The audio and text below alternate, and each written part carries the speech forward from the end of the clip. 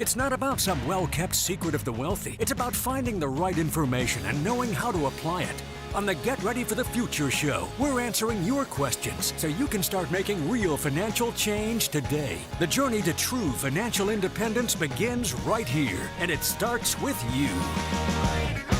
Here to help people discover, protect, and share true financial independence. This is the Get Ready for the Future show. Welcome aboard for another Q&A session right here. Scott Inman along with John Shrewsbury. Welcome. And it is, rapidly approaching the first day of fall as we record this on a Wednesday, September 20th. Just had to look it up because I always forget the exact day. I know we're getting close. We are close. Saturday, September 23rd is the official first day of fall. Fall is in the air here in the natural state, and that means Q3 is about over. I mean, we are just flying through the year. It has been a blitz of a summer. It is almost like summer didn't happen. It was like really quick, and then now we're into fall and football season and lots of activities and things of that nature, and lots of questions about money. Yeah, and a question about maybe someone who's thinking about perpetual summers, right? Yeah. That's kind of where we are. We're talking about beach houses as we get rolling today. Keep in mind, you can get your questions to us by calling them in and leaving a voicemail or texting them to us at 501-381-5228. We want to hear from you, and we want to answer your questions on the air. And each week, the question of the week is available, up for grabs, and the winner of the question of the week will get a Get Ready for the Future show tumbler, sported right here on the video version of the Get Ready for the Future show. Drink out of it every week. They gave me one. I think it's on loan, though. I think I probably will have to give it back. Yeah, well, probably not. Gets it. It would be a used item at that particular point in time. I'm not saying we're going to give it to anybody. I'm just saying that I don't get to own it, right? There you go. I'm not that fortunate. But we want to get those questions answered. We've got good ones today, so let's dive right in. We'll start with Charlie from Bryant. He writes, I'm closing in on my retirement, and I'd like to move when I'm done with work. Really anywhere with a beach. Wouldn't we all, Charlie? But the prices on homes are stupidly ridiculous. Stupidly ridiculous. Yes, I agree, Charlie. And interest rates for mortgages have been skyrocketing on a roll, currently over 7%. Yes. Do I just invest my spare cash into stock and wait for a housing crash, or should I go ahead and buy a home anyways? I've got plenty saved separately to last me through retirement, so I'm not concerned about basic needs. I do still want to travel some and be able to host the kids and grandkids at the beach. All right, Charlie, thanks for that question. Boy, you talk about beach houses. John, you and I have explored this in our minds many times. We have. I mean, that is the ultimate retirement dream, and we don't want to discourage anybody from dreaming, but I think Charlie's thinking correctly in that stupidly ridiculous comment. Yeah, and I have to say that I would not be a buyer right now of beachfront property because COVID really exploded the prices on any kind of real high-end property that's out there. And so let me give you an example of how frothy this is. And this happened a couple of years ago. I went on vacation to the 30A area of the Panhandle of Florida in the Redneck Riviera area, and was just, I think one of our friends connected me with a real estate agent down there, just, go look at some houses. And so I did. And really nice houses down there, very nice, comfortable, nothing extravagant. The house in Arkansas might sell for about, I don't know, $500,000-$600,000, something like that. Down there is about $1.5 million. Well, when you begin to look at the history of that home, 2 years prior, it sold for $550,000, and today it's $1.5 million. Wow. I told the real estate agent, I said, I know you saw me coming, but you didn't see me that far away. So, there is a lot of froth in that market right now. So I would not advise acting right now to buy anything. There may be an opportunity if we have an economic downturn, something like that. That usually is a great time to begin to look at things like that. I know during 2008, during the big financial crisis of 2008, they were selling properties like hotcakes in Florida. It was like a rummage sale almost, that you could go down there and buy something very exquisite for very cheap money. Well, it ain't that way now. And so I think that the more flexible thing to do, Charlie, frankly, is to take a look at the rental market, the Verbo market, things of that nature. And that really does give some flexibility, Scott. Yeah, I think you don't have to invest as much of your money for sure. And I think that it I want to draw a line here between a couple of things. So I think if you're talking about, he said he really wanted to be with a beach, right? He wanted to move somewhere with a beach. So if you can determine whether your priority is to be on the beach or near a beach, that might make a difference in what I would say, because I'm in full agreement with you on the beachfront properties. But if you could look at, a couple miles off the beach, I look at Navarre Beach a lot, right? And I get the feeds from the realtors. Still, I like to look at it, just to look. But those are a lot more reasonable. If you're willing to drive to the beach but still have the beachfront vibe on a day-to-day basis, I don't think that the ridiculously stupid, or the stupidly ridiculous, as Charlie mentions, is really there happening on that level. And then the other thing too is people may be hearing, oh, don't get in the beach house market, don't get in the beach house market. If you're going to live there permanently is what we're really talking about, right? If you're going to rent it out, that may be a little bit different game, because you will be bringing in income. But what Charlie's talking about is being a permanent resident, right? And that may not be the timing on that may not be the best. Yeah, and I think if you really just stop and think about all the other costs that are involved in that, you've got insurance, which is a huge deal if you are on a coastline that is susceptible to hurricane. Florida is having a terrible time with property insurance right now. Property on the beach is very susceptible to hurricanes and things of that nature. So you've got that factor. You've also got the maintenance, the upkeep, the property taxes. This can be a money pit, and it'd be absolutely nothing wrong with the property. You've got the mortgage, you've got the higher interest rates, and yes, we are higher than we were before, but the interest rates are ridiculously low, were ridiculously low in the past, and they're more normalized now. People have a lot of recency bias about interest rates. I actually looked this up. The long-term average mortgage rate in the United States is 7.74%. Yeah. So we're actually below the long-term average. So I wouldn't so if someone else is listening to us thinking about just buying a home in general, don't let the mortgage rate discourage you, because I think we're going to be, the term has been, and we did the fastest four on this just last week about higher for longer. That's what we're hearing right now about interest rates, right? We're going to be higher for longer, but are we really higher?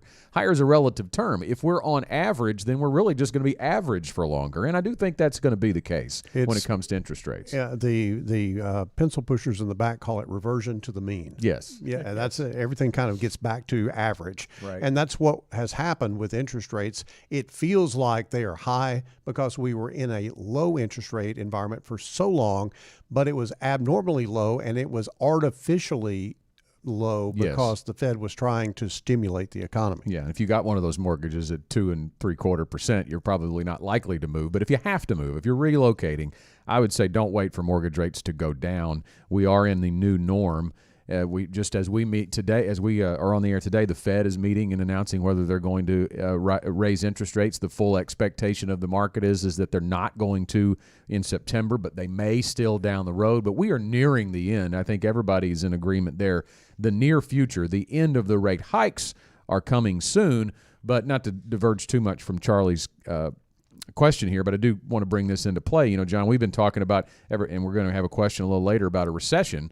We've been talking about, is there going to be, when is it going to be? And it may still happen, but read today that we're expecting Q3 earnings growth now from S&P 500 companies. So what was an earnings recession is now apparently being steered out of it into an earnings growth period, which I think supports the theory that we're in we're going to stabilize where we are with rates for a little length of time. Just remember, it's never as bad or as good as you think it is.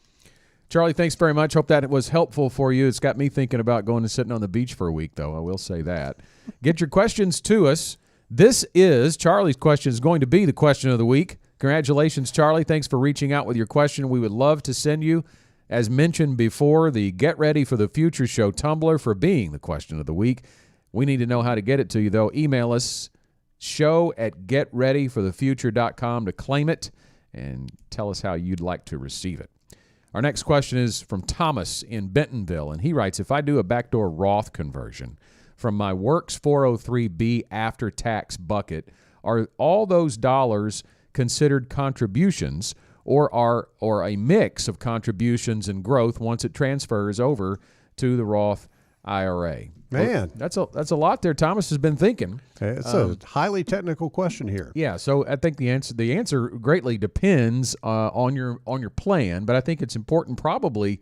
Let's talk about the basics, John, before we kind of get into this of what he's referring to when he says backdoor Roth. Well, I think he may have a little bit of a misnomer here in that a backdoor Roth conversion is a conversion from a traditional IRA or 401k plan. Mm-hmm. In this case, he talks about a 403b after-tax bucket. Yep. So this money's already been taxed, and the money has gone into this after-tax 403 bucket. So technically, it's not a conversion. It would just be a transfer, a rollover from that after-tax 403b to a Roth IRA.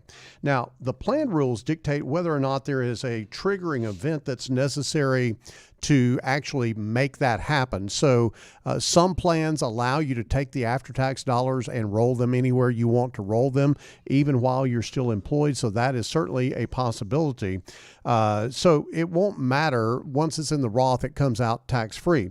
The benefit of the Roth IRA, especially starting early, is tax-free income and taxes on what I call the apple seed as opposed to the apple. So in this case, he has paid taxes on the contributions. The money is growing tax deferred just like it would in a Roth. So I don't see any real big issue here. Everything that you can buy with after-tax dollars, everything that you buy in retirement is with after-tax dollars. So this is a good way of being able to get money into a Roth IRA. And for retirement, Scott, that's a huge deal because you've got an interplay there with the Roth IRA. It does not enhance the taxability of Social Security like other income does. Right. And, when he's talking about the dollars being considered a contribution or a mix of contributions and growth, and not sure what he's speaking of exactly there, but I'm going to go with my best guess on what the words he's using here. But it would be a contribution before it ever leaves the 403b, right? If you've put money into your 403b, the contribution has been made. So if we're moving that to a Roth IRA, there's no additional contribution. Right. And the money goes from one place to another without any taxes because it has already been paid. I think that's it. We see this a lot with clients a lot of times, and I'm not exactly sure why, but when a client chooses to do a 401k rollover, most of it usually still today ends up being pre-tax dollars. The taxes have never been paid on it, so they get rolled over into a traditional IRA. But many times there's a small little bit in an after-tax account that got put into their 401k, or in Thomas's case, a 403b, and that is rolled over as well, but it goes right into a Roth IRA. Yeah, I think that maybe the contribution level is important if Thomas is below 59.5, and here's why. Yeah. If he rolls that money to the Roth IRA, then the question becomes, does he have access to some of that money before 59.5? Right. And that's where the contribution question would come into play, because accessing that contribution is tax-free and penalty-free out of the Roth IRA. Most people don't know that, but it is a 100% tax-free, penalty-free withdrawal if you take only the contributions to the Roth IRA out prior to 59.5. So that could be the issue here.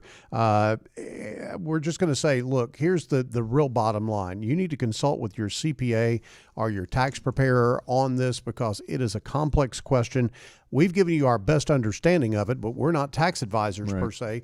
But we do believe that would be the real central question, that Thomas is under 59.5 and trying to figure out whether he can get to some of that money without triggering a tax or a penalty. And you can, because those contributions will follow you from the 403b into the Roth IRA. So as long as you know what your contributions were, that basis, if you will follow you over to the 403b. Okay, so before we leave this question, I do want to address the backdoor Roth in general, because people may have been listening out there and heard that term, never heard it before, or maybe they have heard it thrown around and would like to know exactly what that is. So in this case, we're not really talking about a backdoor Roth. If as we've already kind of established, it is a transfer or a rollover to a Roth IRA. It's already existing in an after-tax account.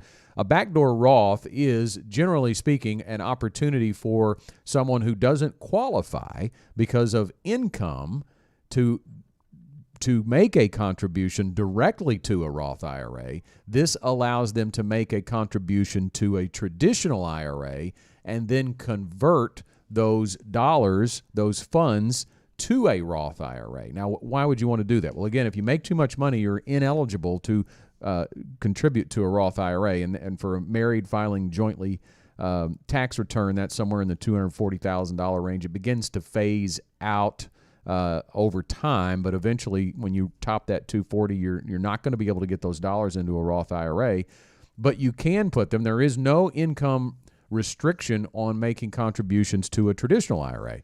Now, when you make that conversion, the earnings are taxable, right? When you make that conversion. But if you do not invest the dollars, John, then there really are no earnings to be made. So if you throw $7,000 into a Roth IRA, assuming that you're over 50 and can do that, because it's $6,500 if you're not over 50, you can immediately convert those dollars to a Roth IRA, and there would be no earnings that would be taxed. Now, the thing you have to be careful about is if you have other traditional IRA money. Yes, that gets really complex because there's a ratio that you have to look at and go through. And again, you don't want to go this alone. You want to work with a financial advisor and a tax preparer working in concert together. You want your team pulled together.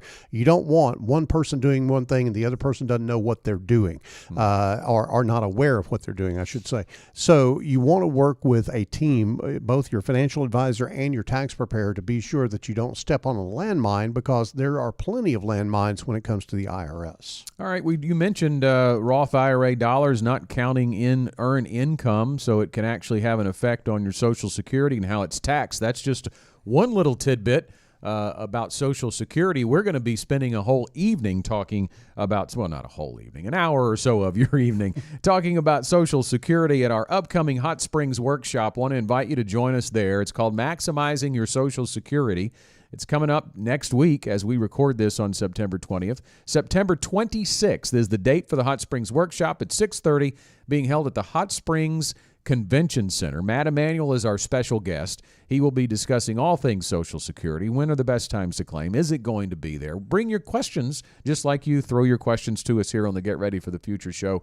We want it to be an educational opportunity for you, especially if you're getting close to claiming age or retirement and wondering when is the best time to take my Social Security. So if you want to join us, just go to getreadyforthefuture.com/academy. We are ready to receive your reservation. It is absolutely free to attend. Absolutely, and I would highly encourage you to attend this. If you're anywhere close to Social Security claiming age, it could mean hundreds of thousands of dollars of difference in your income over your lifetime, having the proper claiming strategy.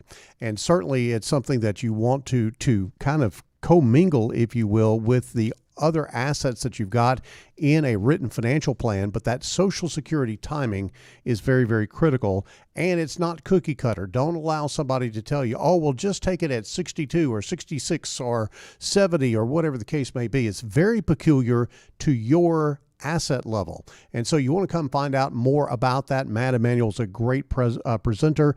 We're going to have great information for you and some food as well. Hot Springs Convention Center, September 26th at 6:30. Go to getreadyforthefuture.com/Social Security to register. Yeah, I said Academy. You can do that too, but this specific workshop is /Social Security. Getreadyforthefuture.com/Social Security to reserve your seat. Next up on the program is Rachel from Little Rock. And Rachel writes, I'm nearing retirement, but frankly scared to do anything. I hear all the talk about the economy and recession, and it makes me concerned I'll lose what I've worked my whole life to build. I know that doing nothing isn't the best, but it feels like it right now. What should I do? Rachel, thanks very much, and you are in the same boat of so many people that come into our office, the same thing. I'm scared to lose what I've worked my whole life to build, and that is a perfectly reasonable feeling to have, because so many people have it if they have not gone through the ready to retire process and built a written plan, because that's where Rachel is. You don't know how to invest, if you should invest differently because you're closing in on retirement, which the answer is yes. You do need to have a different investment strategy to distribute your dollars than you had when you were accumulating your dollars. Makes sense, right? But you don't know what that lump sum even really means. And if you went through 2022, John, I get it, right? I mean, even if you were in a balanced portfolio, a 60-40 portfolio with 60% equities and 40% fixed income, it took a big hit. It dropped by about 10+%.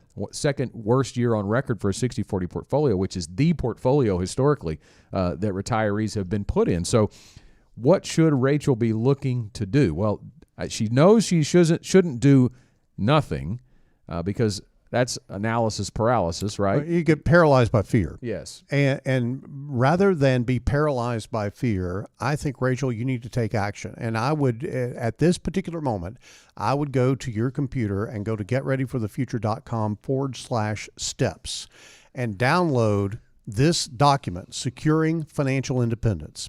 Rachel, you don't need to be focused on what's on the TV, scaring the daylights out of you. You need to be focused on true financial independence. This is not a buzzword that we just use here at GenWealth. We are focused on true financial independence. Scott, as a matter of fact, we provide true financial independence to our clients every day here. We help them to build, secure, and then share true financial independence. That is our mission statement here at GenWealth. When you download this guide, Scott, you're going to get 7 steps to building sustainable life after work. Now, this won't give you all the details. It's a very high-level overview of the steps, but basically it is the ready-to-retire process. We talk about determining your monthly income need, maximizing your Social Security benefit. We're doing a whole workshop on Social Security because it's number 2 on the list. Account for inflation. We know about inflation. Inflation reared its ugly head in the last 24 months or so, and so we're having to deal with that. You also have to plan for health care. Beware of taxes. Do the math and mind the gap. That it really is talking about where things are in terms of, does your income cover your living expenses? Does the secure income that you've got from Social Security and maybe a pension, is that enough for you to cover all of your basic living expenses? If not, then we want to look at the nest egg that you've built up and find ways that we can actually secure all your living expenses for the future. So those are 6 steps. And then the 7th step really is the first step. It is create a written plan. You've got to create a written plan to be able to have some comfort in this. Fear is something that you go through, Scott, when you don't know your way. You've been there before. You've been lost, didn't know where you were. Maybe you were in a bad part of town, and all of a sudden fear takes over. Right. But when you pull out the map, pull out the GPS, pull out the phone, whatever the case may be, you find your way. You find your path, and then you're feeling better because now you know where you're going. Yeah. And that's really the essence of the Ready to Retire process. That written plan gives you that direction of where you go. And I think Rachel probably, I'm just going to make a guess here, she's probably listened too much to the talking heads on TV that have been talking about a recession for the last year and a half. It's never happened.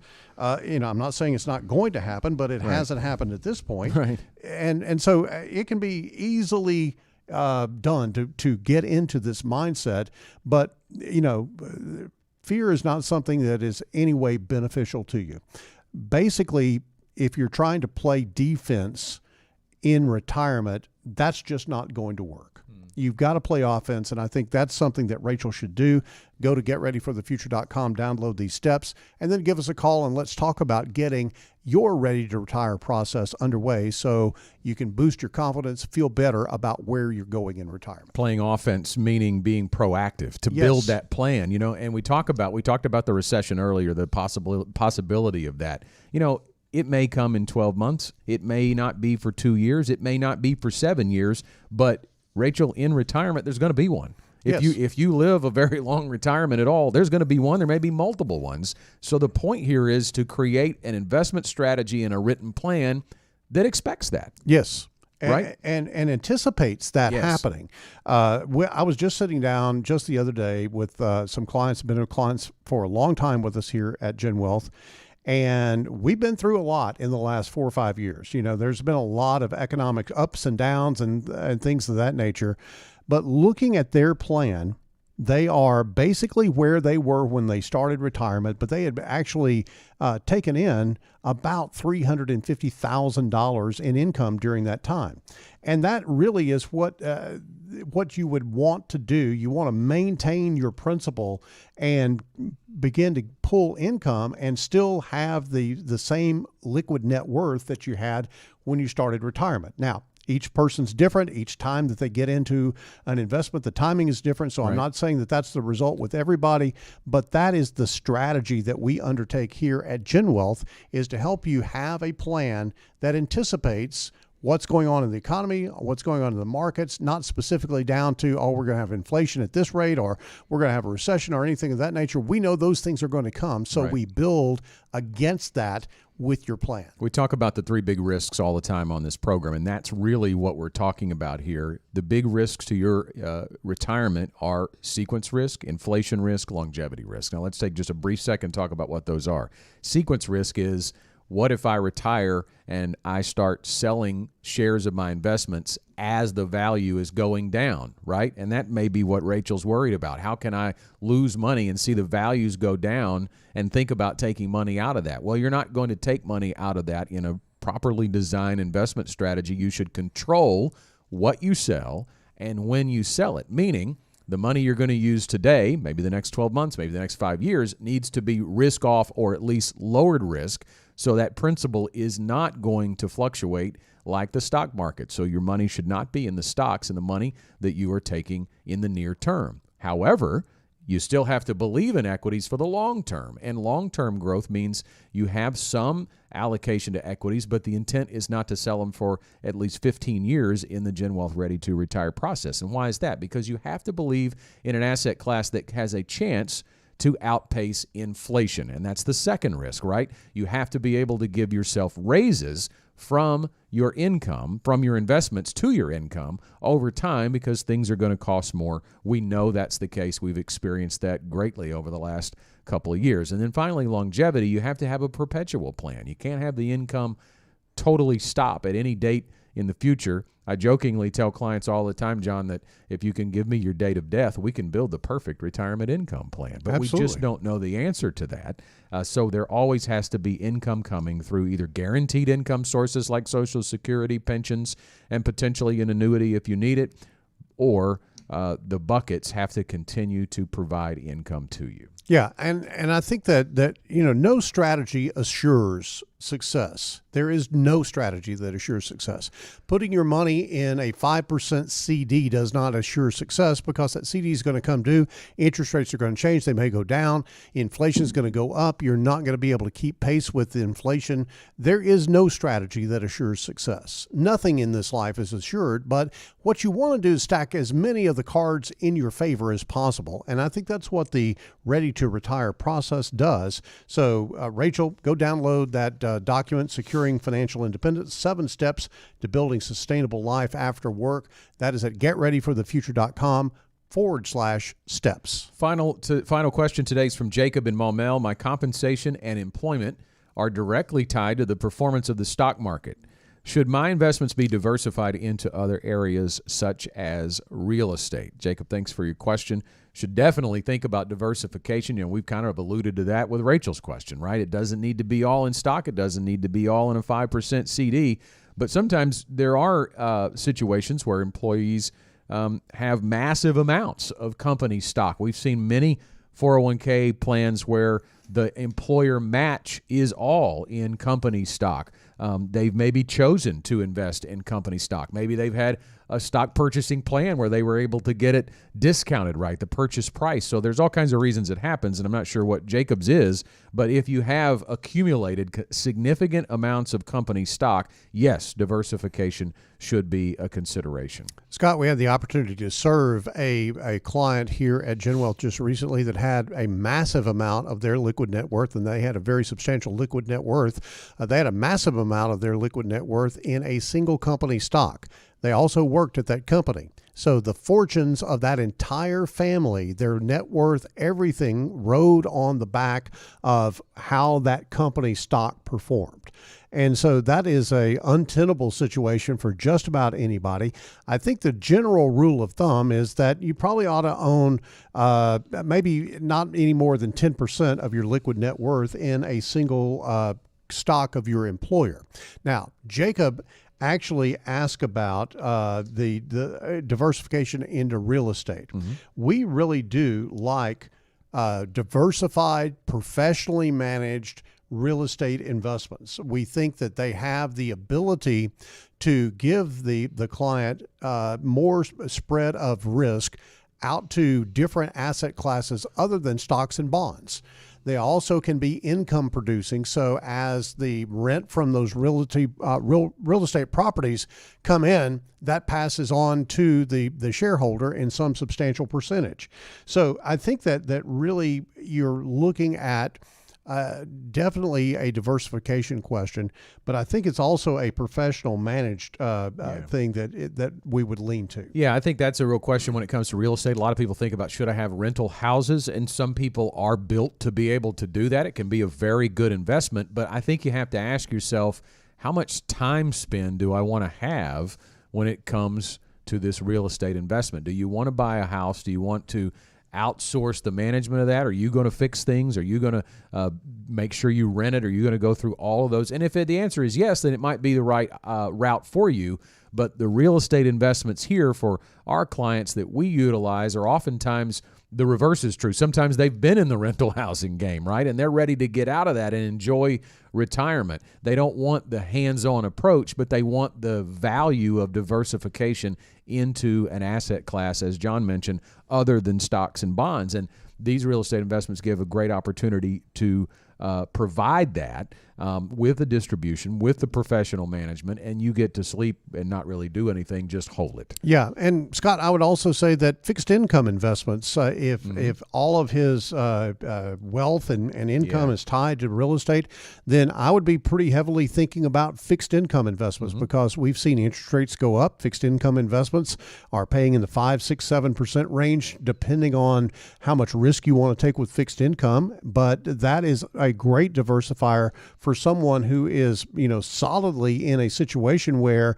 their income and their wealth is dependent upon solely the stock market. Yeah. Stock market is a great thing for long-term benefit, but if you think about it from the standpoint of income and cash flow and things of that nature, then you could be in a problematic situation given the volatility that we've seen lately. Especially the timing of the bond market right now, because people may be saying, well, wait a minute, didn't you just say the 60-40 portfolio took a big hit in 2022? Yes, and the reason the fixed income component did was because of the rapid rise in interest rates. That has downward pressure on the bond values, right? So moving forward, if you expect a stable or even falling interest rate environment, the outlook on bonds looks a lot different and a lot more attractive. There's the closing bell on the Get Ready for the Future show, meaning it's time for our final thoughts. John, we'll start with you. Scott, I can really relate to the question that Rachel asked about being scared as you're heading into retirement. It is a scary time. You're thinking about, okay, I've worked all of my life for a paycheck, been pretty stable and secure with that paycheck. Now I've got to make it on my own. I think that you have to focus yourself away from the fear and toward the future. Here's the point. Securing financial independence isn't easy, but it's definitely worth the trouble that you will go through to make that happen. And the first step to make that happen is to sit down and assess where you are. And that may be even strike fear in some people because they fear like that they haven't prepared well for retirement. It is what it is. You just have to make the best of it instead of making another mistake. And being fearful can lead you down the road of a mistake in retirement. So give us a call here at GenWealth. Let us help you secure financial independence through our Ready to Retire process. You can give us a call at 866-653-PLAN or reach out to us at info@getreadyforthefuture.com. My final thought is a chance to be educated on Social Security. The Hot Springs workshop called Maximizing Your Social Security is coming up next week, September 26th at 6:30 at the Hot Springs Convention Center. Matt Emanuel is our special guest speaker. He's going to talk about Social Security and answer your questions. Go to getreadyforthefuture.com/Social Security to register. The event is absolutely free, but space is limited, so reserve your seat today. And that is all the time we have for this week's Get Ready for the Future show. Thank you to Jacob, Rachel, and Charlie, as well as Thomas, for your questions. And if you have a question, get them to us before next week. Just send them in, either with a voicemail or a text, to 501-381-5228. The GenWealth financial team is available to you 24/7 at info@getreadyforthefuture.com or call our offices at 866-653-PLAN. That's 866-653-7526. You should personally consult a financial advisor before making any investment, and no strategy can assure success. Securities offered through LPL Financial. Member FINRA SIPC. Investment advice offered through Independent Advisor Alliance. Independent Advisor Alliance and GenWealth Financial Advisors are separate entities from LPL Financial.